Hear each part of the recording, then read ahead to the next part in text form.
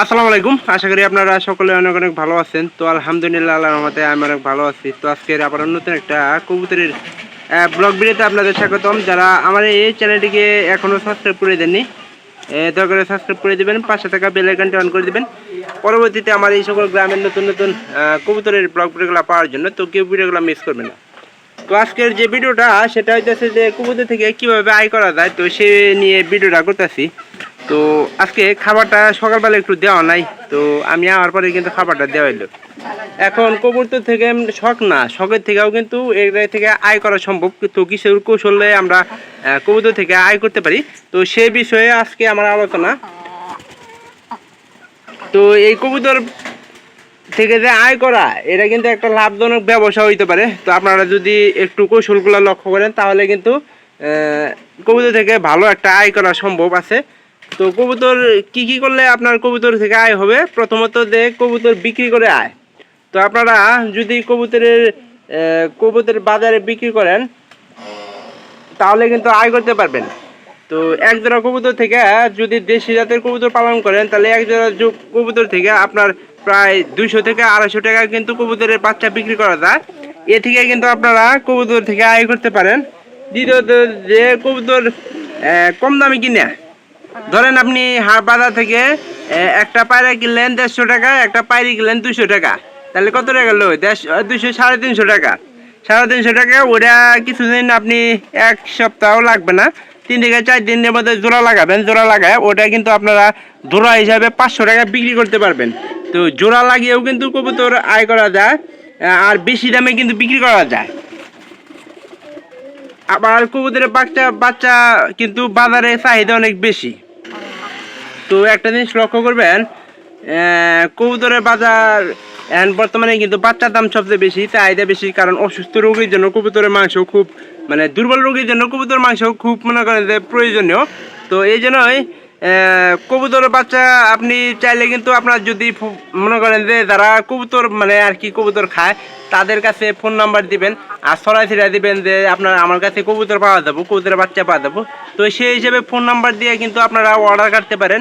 তো বাচ্চা হওয়ার সাথে সাথে কিন্তু আপনারা কবুতর মনে করেন যে অর্ডার নিতে পারেন।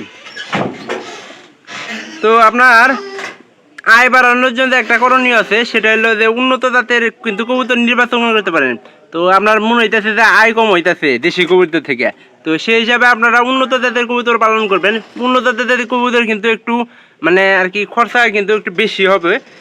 সঠিক ভাবে খাওয়ার পরিচর্যাও মানে পরিচর্যাও করা লাগবে উন্নত জাতের, মনে করেন যে একটা বেশি একটা আর একটা বিষয় লক্ষ্য করবেন, সেটা হলো যে নিয়মিত কবুতরের ঘরগুলা পরিষ্কার রাখার চেষ্টা করবেন।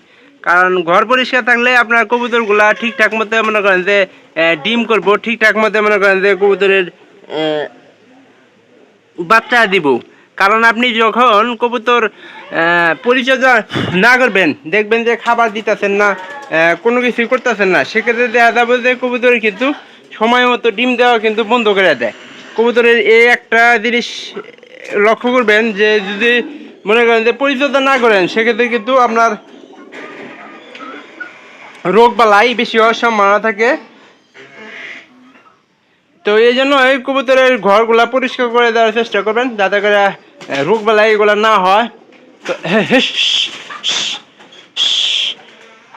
এই যে মুরগি আছিস, কুইসা মুরগি দেখ। তো এই জন্য এই রোগ বালাই হতে যদি মনে করেন দেখা যায় একটা কবুতরের রোগ বালাই হয়েছে, তাহলে দ্রুত চিকিৎসা নেওয়ার চেষ্টা করেন।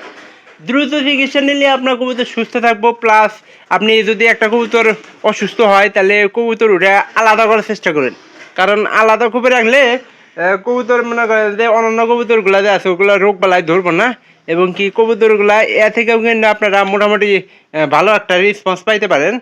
কারণ রোগ বালাই থাকলে কবুতর কিন্তু ডিম দেওয়া বন্ধ করে দেয়। তো অনেক কিছু আমি বললাম, আপনারা অবশ্যই ভিডিওগুলা ভালো লাগবে। তো ভাই যদি আপনি আমার চ্যানেলে নতুন হয়ে থাকেন তাহলে বলবো যে ভাই চ্যানেলটাকে সাবস্ক্রাইব করে দেবেন, পরবর্তীতে এরকম নতুন নতুন কবুতরের ভিডিওগুলো পাওয়ার জন্য। তো আপনি চাইলে আমার মতো এরকম খামার করতে পারেন, কারণ আমার 1 থেকে 2 ধরনের কবুতর আছে প্রথম অবস্থায়, পরে আস্তে আস্তে কিন্তু বাচ্চা থেকে কিন্তু আমরা কবুতর বাড়াইছি, প্লাস হাট থেকে বাচ্চা বিক্রি করে বড় কবুতর লাগাইছি, এ থেকে কিন্তু আমাদের কবুতর লালন পালন কিন্তু বেড়ে গেছে। তো অবশ্যই ভিডিওগুলো একটুখানি হলে ভালো লাগবে, চ্যানেলটিকে সাবস্ক্রাইব করে দেবেন পরবর্তীতে আমার এই সকল গ্রামের নতুন নতুন ভিডিওগুলো পাওয়ার জন্য। তো ভালো থাকবেন সবাই, সবাইকে ধন্যবাদ।